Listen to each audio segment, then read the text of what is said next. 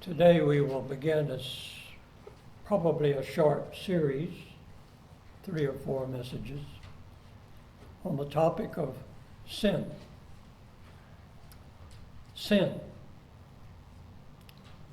And today's topic, we will be dealing with the true nature of sin. And we're going to base our study on the parable of the prodigal son. What can we learn about sin from the prodigal son? Turn with me to Luke chapter 15. And we will give reading to this parable. And he said, a certain man had 2 sons. And the younger of them said to his father, Father, give me the share of the estate that falls to me. And he divided his wealth between them. And not many days later, the younger son gathered everything together, went on a journey into a distant country. And there he squandered his estate with loose living. Now, when he had spent everything, a severe famine occurred in that country, and he began to be in need. And he went and attached himself to one of the citizens of that country, and he sent him into his fields to feed swine. And he was longing to fill his stomach with the pods that the swine were eating, and no one was giving him anything to him.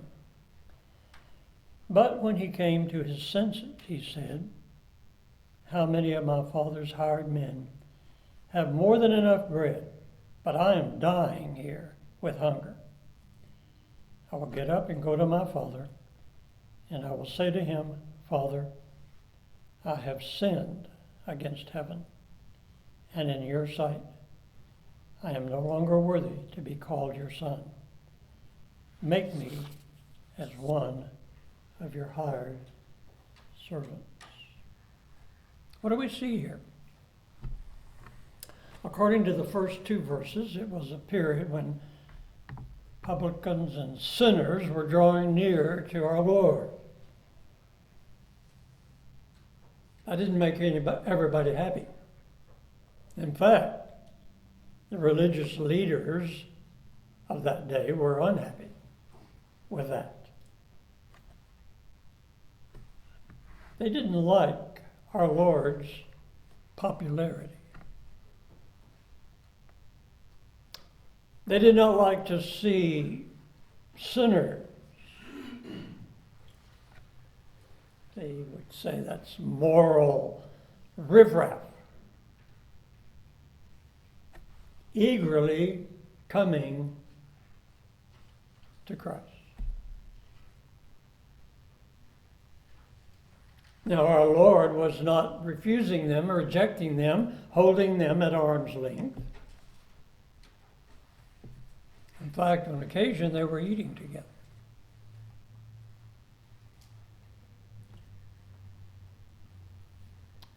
Now, this chapter has to do with our Lord's response to the attitude that the Pharisees had about what was going on. Jesus tells 3 parables. First, the parable of the lost sheep.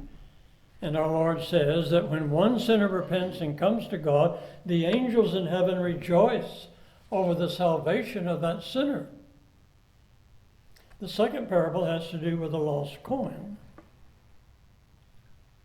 The third parable has to do with the prodigal son.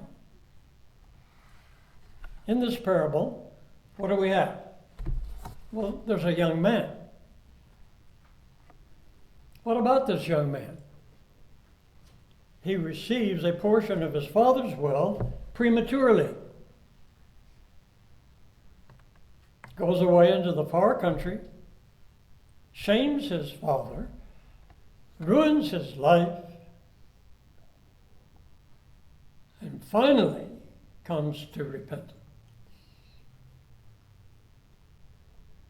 The son returns home. The father rejoices. The older brother is angry because his father had received this sinner and wayward brother. The point that our Lord is making is that those Pharisees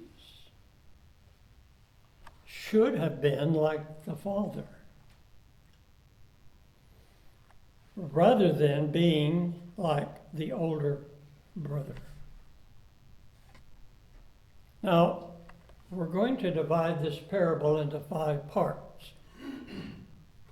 The first being the young man's sin. The second, the young man's awakening. Third, his repentance. Fourth, his reception. And last of all, the rejection by his brother. Now, in this first division, the young man's sin, we will be seeking to discover in our thinking and understanding the true nature of sin.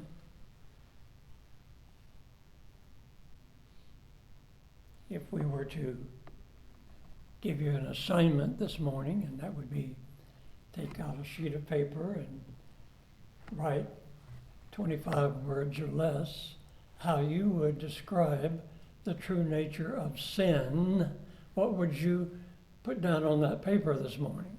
I would be interested in reading it.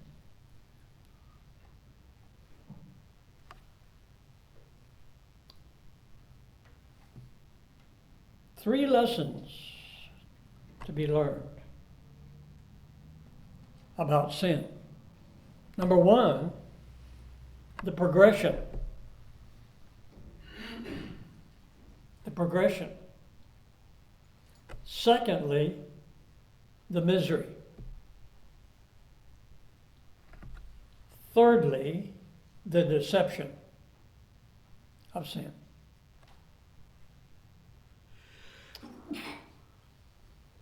Now, we've said that the first lesson deals with the progression. And I believe we can see as we observe that there are 4 stages of the progression of this boy's sin. First of all, and this is very characteristic of sin, this young man, his sin began with a spirit of selfish independence. Selfish independence. And it didn't happen overnight.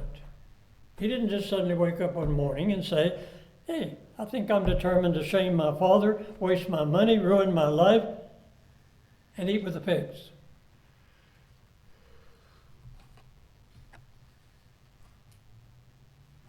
It began with a selfish desire for independence, expressed in words like, give me what is mine now.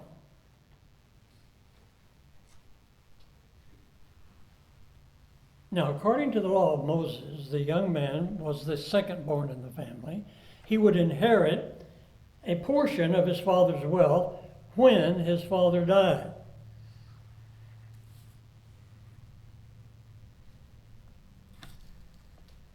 The young man said, now. Now.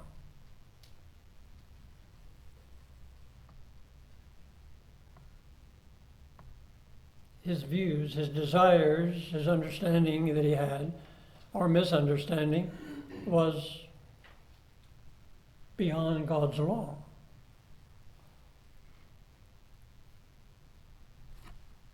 He believed that the money was his. No need for any further dependence now upon my father. I'm a man.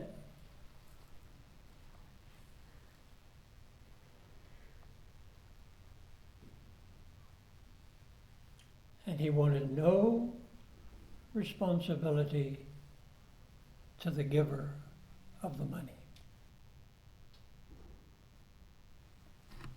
Dear ones, that kind of selfish desire, more or less, to some degree or other, is the starting point of every person's sin.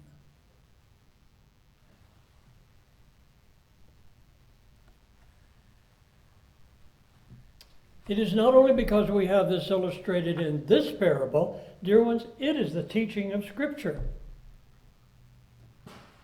Paul, writing to Timothy, describes them lovers of pleasure rather than lovers of God. And that is the essence of sin. It's the starting point. Men are lovers of themselves, me, mine.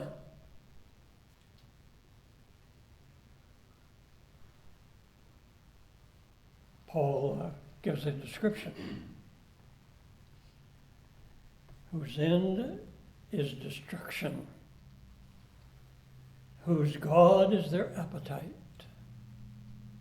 and whose glory is their shame. They have set their minds on earthly things.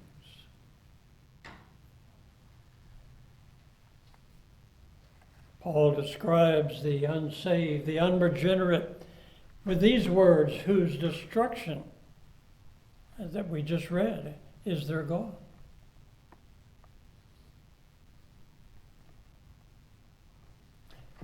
Paul, writing to the Romans, says they exchanged the truth of God for a lie and worship and serve the creature rather than the Creator, who is blessed forever. To put it quite bluntly and plainly, they worship themselves. Sin begins with an attitude.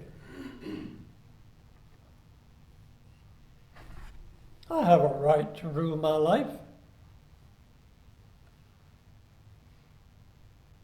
I have a right to use my gifts and my privileges, my opportunities as I choose.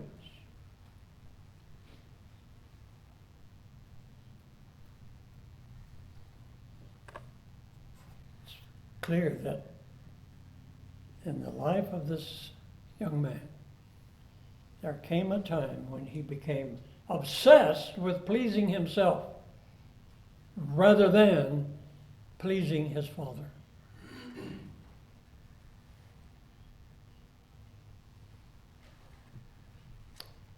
Taking what he thought was his by right, and on his own determining that it's mine, I'll do with it as I please. And this became the dominating, motivating factor in his life.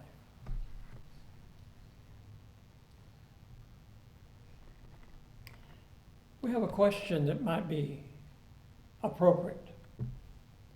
And the question is this: what is the desire that compels us day by day to do the things we do?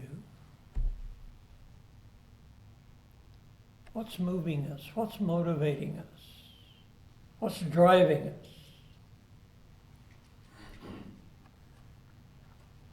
Are we compelled because we desire to please God? Is that what is driving us day by day in what we do, where we go, what we think, how we interact, how we spend our time?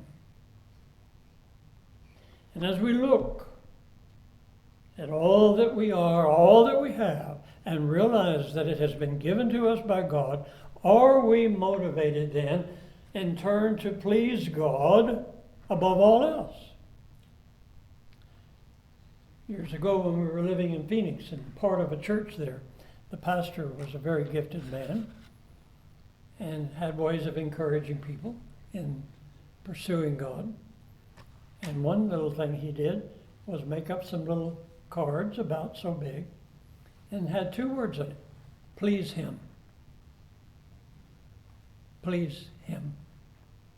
That's what's said of our Lord. He always does those things that please him.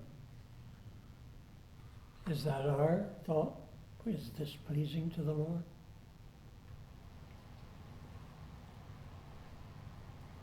You see, this young man of this parable regarded that this is mine. Nobody has a right to tell me what to do with it. It was the very beginning of his sin. But secondly, what are we learning? We're learning the nature of sin. What have we learned so far? This attitude of selfishness. Me, mine mentality. But secondly, the next stage of his sin is that he actually forsook the expressions of God's restraint. I've tried to word this very carefully. Listen, he forsook the expressions of God's restraint. That's characteristic of sin.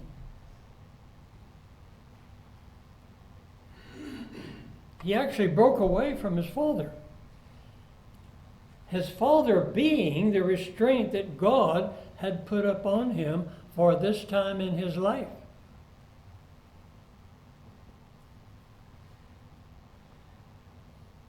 He left his father. And he didn't just go to the farm down the road. He wasn't just, quote, becoming of age and experience the need for some independence.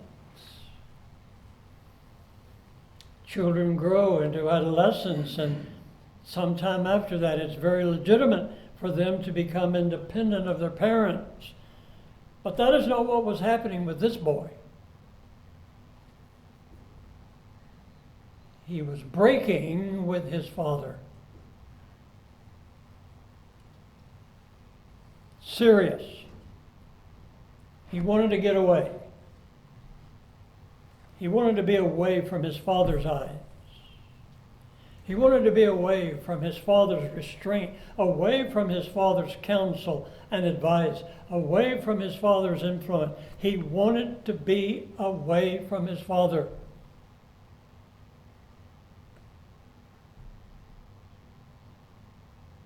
What did he do? He broke away from the expressions of God's, listen, ordained authority.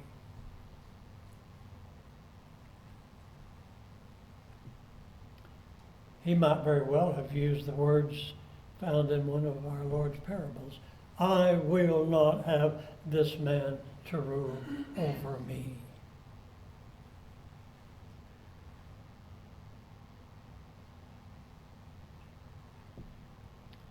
Sin is never content just to remain as a desire. True nature of sin follows a pattern, and it is this. First the thought, then the desire, then the act, and then the habit. And it can happen very quickly. The thought. That is why I interject here the great importance, vital importance of controlling your thought life. Bringing every thought into captivity to the obedience of Christ.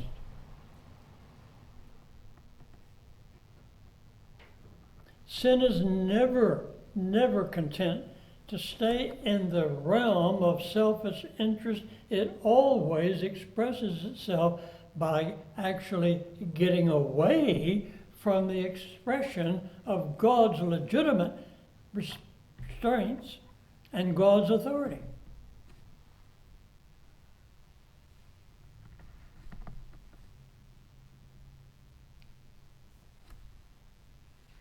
This accounts for many things in life. I can name a few. This is probably the number one issue in the matter of divorce.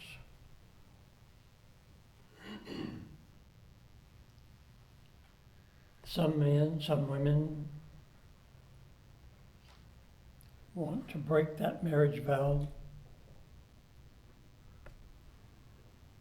and get away because that other spouse reminds them of God's authority in their life.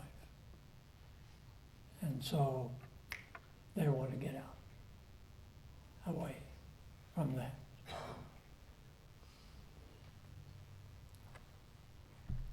This is one of the reasons why at some point there are those who leave a biblically ordered church. They don't want to give up religion entirely. They don't want to give up the respectability that goes along with being in church and religious, but they don't want to tolerate churches where the Bible is actually believed and faithfully taught and applied.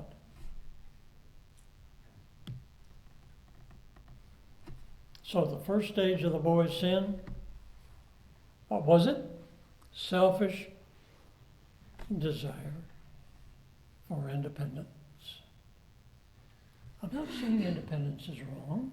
It isn't wrong. There comes a time and a way when independence is God-given and timely. It's part of life. I've often recounted the days that my first year, Bob Jones, 1,000 miles away from home.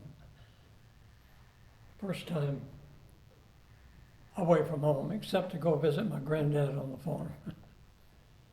And all of a sudden, reality gripped my heart and my life when it came a reality.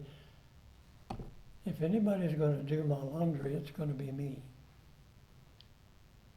But it was timely, it was right, it was in a good situation to make that transition. So, there is legitimate reason, but you see, this was following selfish desire. Third stage, what happens? He gets out. I'm gone, I'm out of here. He couldn't wait to hit the road. When he was at home with his father, he probably for some time entertained these sinful desires. He probably even fantasized about what he would do if, what he would do if, what he would do if.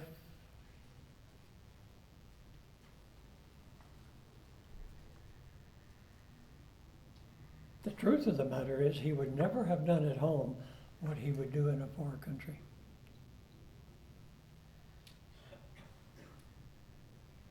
He had to get away from restraints. And what happened when he got away from those restraints? He literally abandoned himself up to here in sinful pleasures.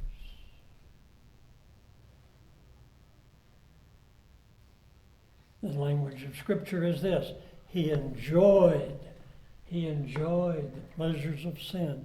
And then these words, for a brief season. He was impulsive. He was irresistible. He was irresponsible.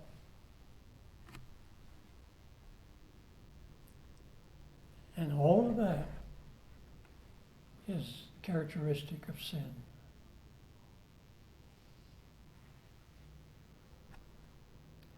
Sin drives people to abandon themselves to the lust of the flesh. There's a fourth stage.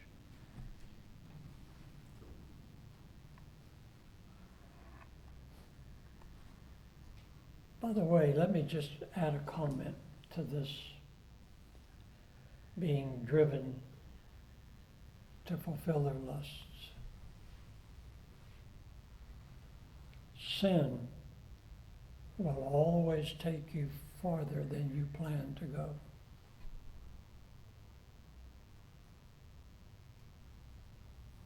Always. Sin will cost you, always cost you more than you intended to pay.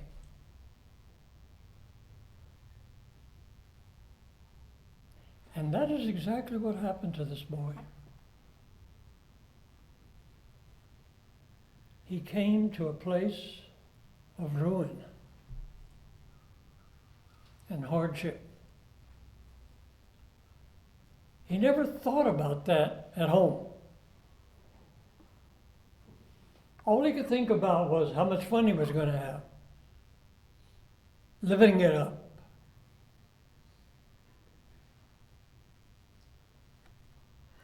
What began with the desires of his heart expressed itself in breaking away from God and from his ordained restraints, then to actually breaking away, abandoning himself to his own lust and pleasures.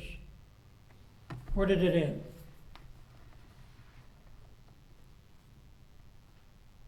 Ruin, hardship, hunger, shame, no money, no friends. There was a famine. He was humiliated as a Jewish boy, becoming a servant to a pig farmer.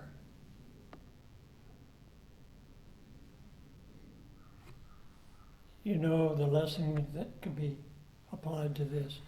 The way of the transgressor is hard.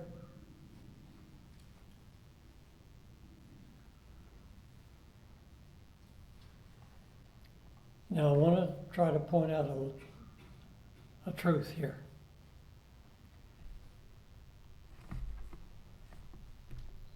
Listen,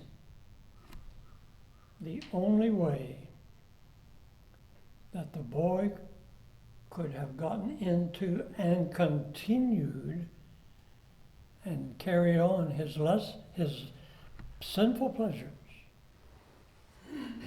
up to a certain point was because his father had been generous to him.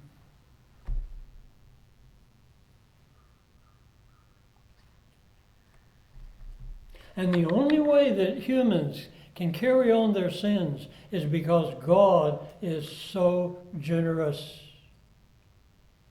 to them. How so? God continues to give mental health, relatively stable society, physical health, wonderful things and blessings. And human beings use them against God and mock and ridicule their Creator. That's sin.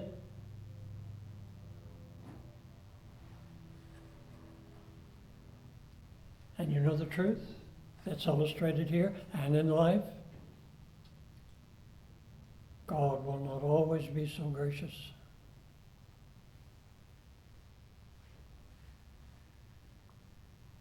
If this boy had not been awakened and brought to repentance, what would have happened? It's beyond description. It would have been total ruin and eternal suffering in hell.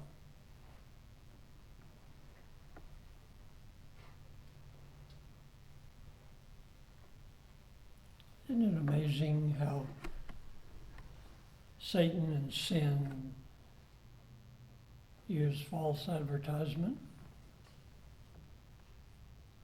They don't tell the truth about what's going to happen.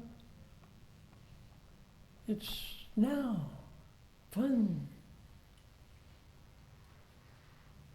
Do it. There's not a sign that said, if you follow this broad road, this is what you can expect.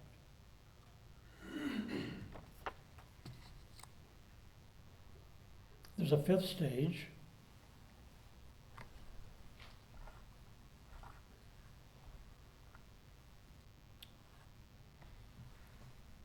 And that is what we've just described, this misery. But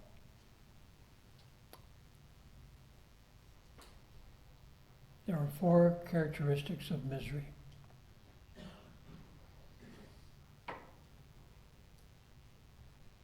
What are they?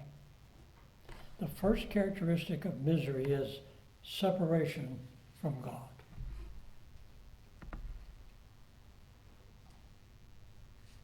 Why would I put it first? I put it first because it is indeed the greatest of all miseries that are associated with sin. Separation from God. This boy wanted to be, and he sought separation from his father. I got to get away from my father. He wanted to be away from his father's eye, from his father's counsel. He wanted to be away from his father's interference. That's what he wanted, and that's what he got.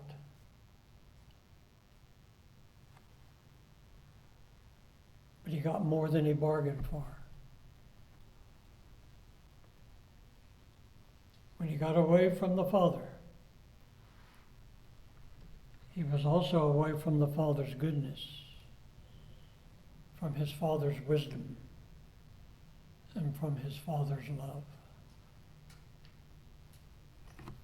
And while he was destroying himself, and that is characteristic of sin, it is a form of self-destruction, he was away from his father's restraint, and he liked that. Man, now I can live it up.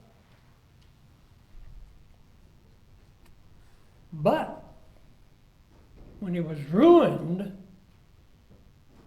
he was still away from his father, but now he's away from his father's kindness, from his father's counsel, from his father's consolations. He was away from every benefit that his father could have ever given him.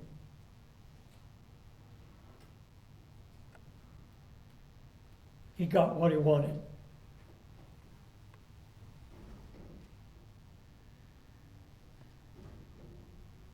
But there was much more to being away from his father than he first imagined.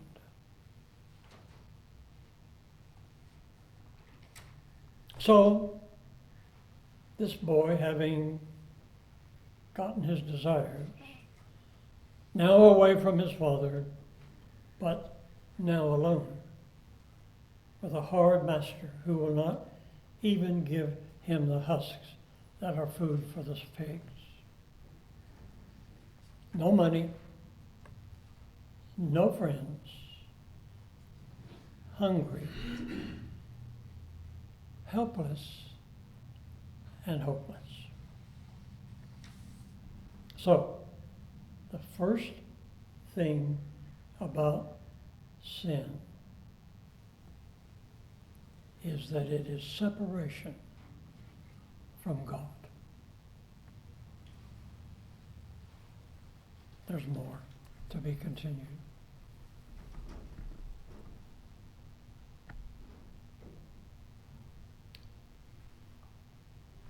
May we pray and seek God's blessing on His Word. Our gracious God, we pray that you might use your Word to cause us to be mindful of the true nature of sin, that it is rebellion against you. You who have all rightful authority over our life. Pray, Father, that you will help us to be aware of that, even in times of temptation, and that we will flee from it.